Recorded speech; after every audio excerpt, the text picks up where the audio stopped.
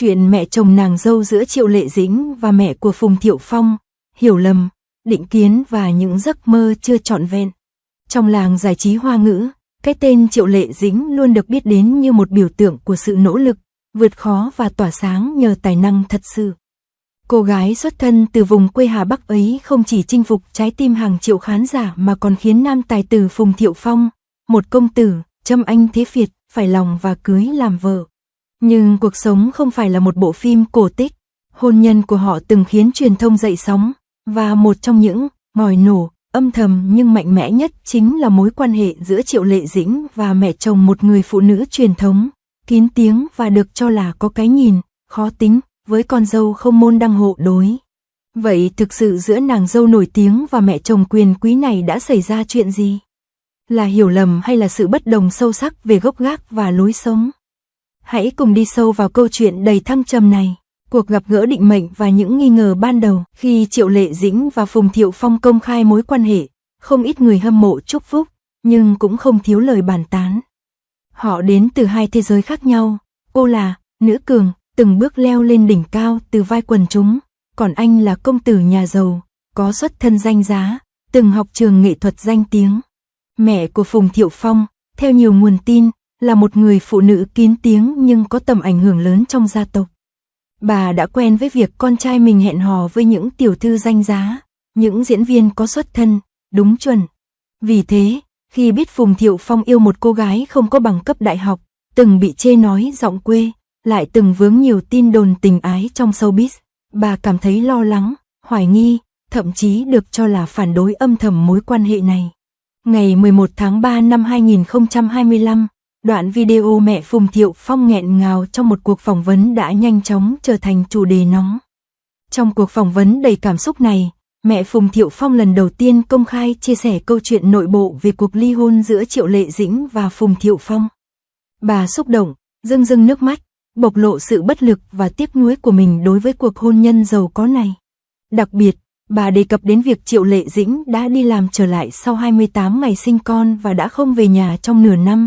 Điều này không chỉ khiến bà nghi ngờ về tham vọng nghề nghiệp của con dâu mà còn phơi bày những nỗi đau và mâu thuẫn tiềm ẩn trong gia đình giàu có. Đoạn văn này không thể phủ nhận sự cay đắng và đấu tranh, đồng thời hé lộ mâu thuẫn giữa một người phụ nữ coi trọng sự nghiệp và quan niệm gia đình truyền thống. Mẹ Phùng Thiệu Phong xúc động nhớ lại khoảnh khắc Triệu Lệ Dĩnh sinh con trai. Bà tiết lộ Triệu Lệ Dĩnh chỉ đi làm trở lại sau 28 ngày sinh con và không thể về nhà trong một thời gian dài. Điều này chắc chắn đã trở thành ngòi nổ cho mâu thuẫn của hai vợ chồng. Mẹ Phùng cho biết, mặc dù gia đình Phùng khá giả, không cần Triệu Lệ Dĩnh gánh vác kinh tế, nhưng Triệu Lệ Dĩnh xuất thân từ gia đình nghèo khó, từ một nhân viên thu ngân siêu thị vươn lên thành ngôi sao hàng đầu, và cô luôn mang trong mình cảm giác khủng hoảng sâu sắc. Đám cưới âm thầm và những áp lực sau cánh gà. Điều đặc biệt là, đám cưới của Triệu Lệ Dĩnh và Phùng Thiệu Phong diễn ra vô cùng lặng lẽ. Họ chỉ đăng một bức ảnh giấy đăng ký kết hôn, không tiệc cưới, không váy cưới, không dàn khách mời đình đám. Tại sao một cặp đôi nổi tiếng như vậy lại cưới trong im lặng? Có người nói đó là vì Triệu Lệ Dĩnh đã mang thai, có người lại tin rằng gia đình nhà trai đặc biệt là mẹ Phùng Thiệu Phong chưa thực sự đồng thuận. Bà không muốn một đám cưới rình rang khi trong lòng vẫn còn nhiều điều chưa hài lòng về nàng dâu tương lai. Sau khi con trai chào đời, tưởng như mối quan hệ mẹ chồng nàng dâu sẽ tốt đẹp hơn. Nhưng thực tế lại không dễ dàng. Sự khác biệt về lối sống và tư tưởng, Triệu Lệ Dĩnh là người hiện đại, mạnh mẽ và sống có nguyên tắc. Cô không muốn từ bỏ sự nghiệp để trở thành một người mẹ, người vợ ở nhà theo kiểu truyền thống. Trong khi đó, mẹ của Phùng Thiệu Phong lại kỳ vọng con dâu có thể hy sinh, chăm lo cho gia đình và đặt con cái lên hàng đầu. Sau khi sinh con, Triệu Lệ Dĩnh chỉ nghỉ vài tháng rồi nhanh chóng trở lại với công việc. Cô tham gia phim mới, quảng cáo, show truyền hình, đi khắp nơi quay phim. Điều này, theo nhiều nguồn tin thân cận, đã khiến mẹ chồng không hài lòng. Bà cảm thấy con dâu thiếu trách nhiệm, không biết lo cho con. Thêm vào đó, mỗi khi truyền thông tung ảnh gia đình, người ta hiếm khi thấy mẹ chồng và con dâu xuất hiện chung. Họ không tương tác công khai, không chia sẻ lời chúc mừng, không có dấu hiệu của sự thân mật. Cuộc hôn nhân của Triệu Lệ Dĩnh và Phùng Thiệu Phong từng được thế giới bên ngoài ví như câu chuyện cổ tích, nàng lọ lem lấy chồng giàu sang, nhưng thực tế lại khác xa với những gì người ngoài tưởng tượng. Phùng Thiệu Phong sinh ra trong một gia đình trí thức ở Thượng Hải, được hưởng cuộc sống sung túc và giáo dục tốt từ nhỏ, còn Triệu Lệ Dĩnh lại tự mình nỗ lực từng bước vươn lên từ tầng lớp thấp kém đến đỉnh cao của giới giải trí. Sự khác biệt về xuất thân và quan điểm sống tất nhiên đã dẫn đến những mâu thuẫn.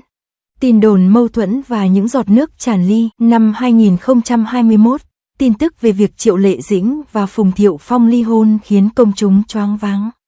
Hai người chỉ thông báo vỏn vẹn vài dòng, chúng tôi chia tay trong hòa bình, cùng nhau nuôi dạy con. Nhưng ai cũng hiểu, để đi đến quyết định ấy, chắc chắn đã có những vết rạn nứt âm thầm. Ngay sau đó, nhiều blogger tung tin rằng mối quan hệ giữa Triệu Lệ Dĩnh và mẹ chồng là nguồn cơn lớn nhất dẫn đến ly hôn. Có tin đồn nói bà mẹ chồng từng trực tiếp yêu cầu Phùng Thiệu Phong chấm dứt mối quan hệ, nếu không thì bà sẽ rút quyền thừa kế. Dù không có bằng chứng rõ ràng, nhưng sự im lặng của cả hai càng làm dư luận thêm tin tưởng vào những lời đồn. Sự đổ vỡ hôn nhân của Phùng Thiệu Phong và Triệu Lệ Dĩnh không chỉ là mâu thuẫn giữa công việc và gia đình như người ngoài nhìn nhận, mà nguyên nhân sâu xa hơn nằm ở sự khác biệt trong tính cách của họ. Phùng Thiệu Phong từng công khai tuyên bố rằng, tư duy sáng suốt và trái tim kiên cường của Triệu Lệ Dĩnh là điều thu hút anh, nhưng chính những đặc điểm này cũng trở thành một nguy cơ tiềm ẩn trong cuộc hôn nhân của họ. Phùng Thiệu Phong là người sống tình cảm, dựa dẫm vào sự hỗ trợ về mặt tinh thần. Khi gặp áp lực, anh thường hành xử theo cảm xúc, thậm chí còn khóc, trong khi Triệu Lệ Dĩnh lại xử lý mọi việc một cách bình tĩnh và lý trí. Khi Phùng Thiệu Phong tìm kiếm sự hỗ trợ về mặt tinh thần từ vợ, Triệu Lệ Dĩnh nhắc nhở anh, hãy nghĩ đến con cái, điều này trực tiếp phơi bày sự khác biệt trong nhận thức về hôn nhân và trách nhiệm gia đình giữa hai người. Nỗ lực gắn kết và những giây phút lặng thầm, dù chia tay, nhưng trong nhiều lần xuất hiện công khai, Phùng Thiệu Phong vẫn bày tỏ sự tôn trọng với Triệu Lệ Dĩnh. Anh nhiều lần nhắc đến con trai với ánh mắt trìu mến, và luôn giữ im lặng khi có người ném đá vợ cũ. Điều đáng chú ý là, trong những dịp đặc biệt của con trai, cả hai thường âm thầm cùng nhau chăm sóc bé.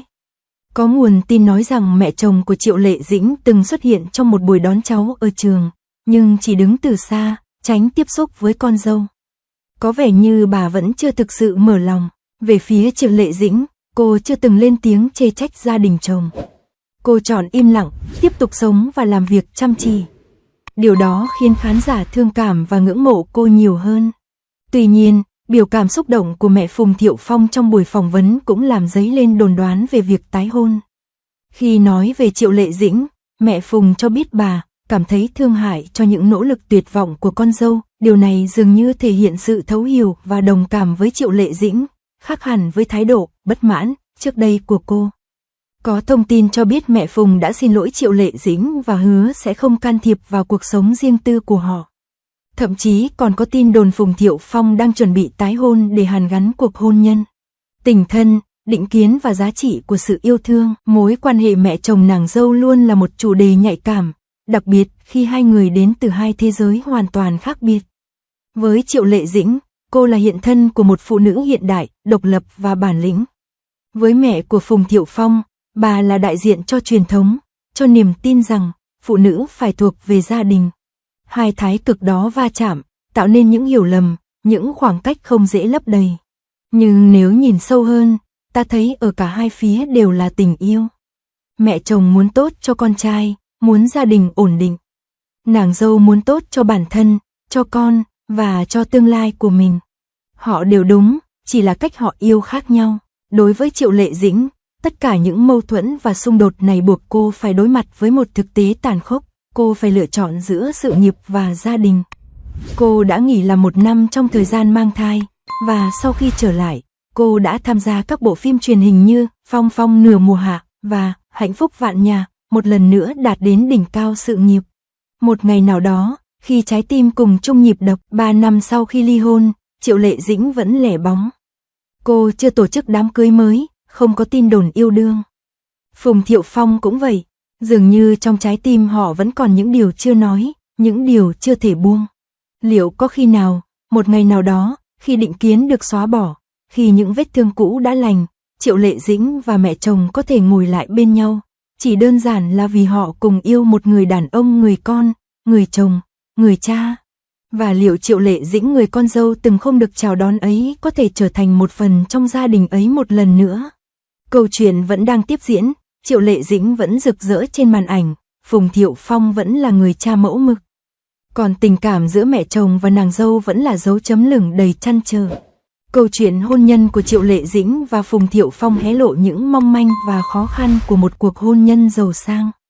Sự va chạm giữa những người phụ nữ theo đuổi sự nghiệp và những giá trị gia đình truyền thống thường dẫn đến những mâu thuẫn không thể dung hòa. Trong ngành giải trí cạnh tranh khốc liệt này, phụ nữ vừa phải nỗ lực vì sự nghiệp, vừa phải đảm nhiệm vai trò làm mẹ, làm vợ trong gia đình. Áp lực kép này khiến mỗi người phụ nữ phải đối mặt với những lựa chọn vô cùng khó khăn.